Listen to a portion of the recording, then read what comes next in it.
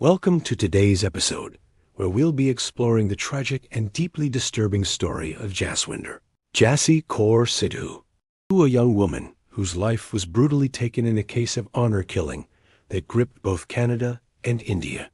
This story is a heartbreaking reminder of the extreme lengths some families will go to in the name of tradition, control, and family honor. Born on August 4, 1975, in Maple Ridge, British Columbia, Jassi Sidhu was the beloved daughter of an Indo-Canadian family. Jassi's family had migrated from Punjab, India, and was well established in the Fraser Valley, an area known for its tight-knit South Asian community. However, beneath this outwardly perfect life, tensions were brewing that would ultimately lead to her untimely and tragic death. In the early 1990s, Jassi traveled back to her homeland, India, where she met Sukhwinder Singh Sidhu, a rickshaw driver from the small town of Konkosa. Despite the vast differences in their social status, a bond was formed. It was a relationship that would soon be mired in family secrecy and deception. Over the next few years, Jassi and Sukhwinder kept in contact through letters and phone calls, despite being thousands of miles apart. But in 1999, Jassi returned to India once more with her family. This time, it was under the guise of finding a suitable husband, a husband her family would approve of. However, Jassi's heart had already been won by Sukhwinder, and in a secret ceremony on March 15, 1999, they married at a Gurdwara without the knowledge or approval of Jassi's family. But the secrecy couldn't last forever, and soon her family discovered what had transpired. The discovery sent shockwaves through the Sidhu family. Sukhwinder was not only from a different social background, but also from the same Sidhu clan, something that was considered taboo in their culture. In the eyes of her family, this marriage was an unacceptable violation of their traditions. Jassi's family did everything in their power to undo the marriage, offering her material gifts, including a car, and later resorting to violence when those attempts failed.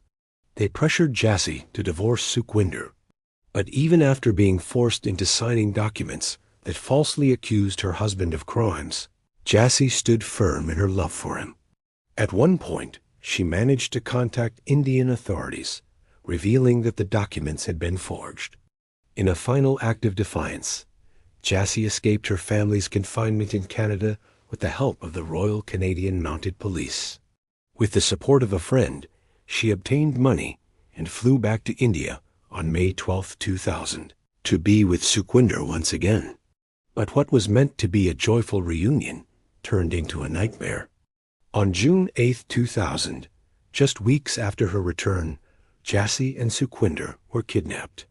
Hired hitmen, working under the orders of Jassi's own uncle, Surjit Singh Badisha, ambushed the couple.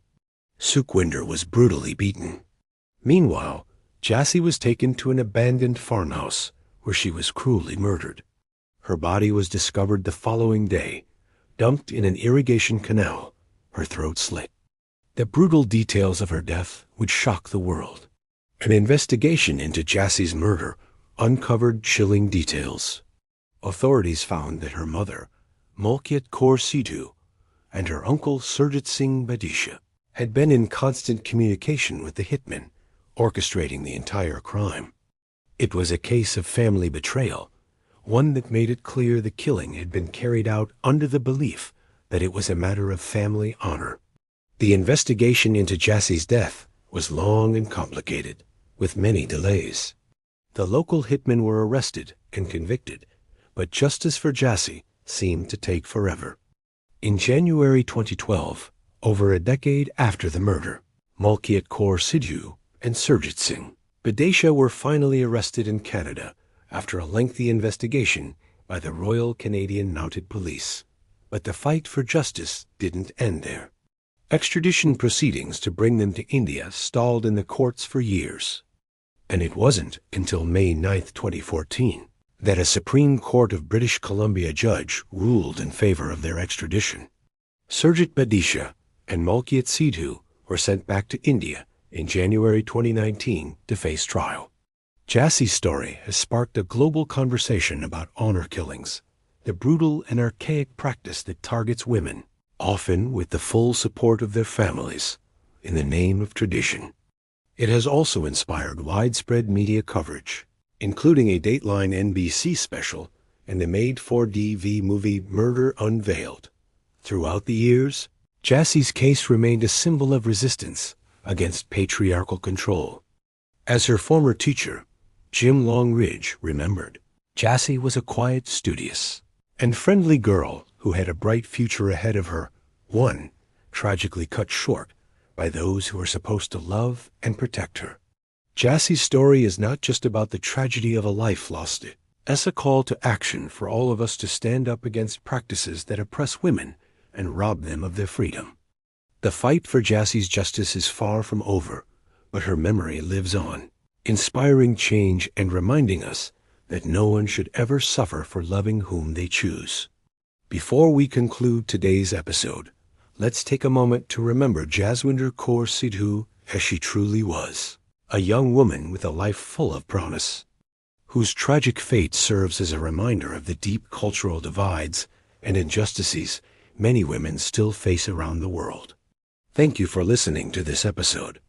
If you found this story moving, please consider subscribing to our channel, sharing this podcast, and leaving a comment to support justice for those who have suffered. Until next time, stay vigilant and keep fighting for the voiceless.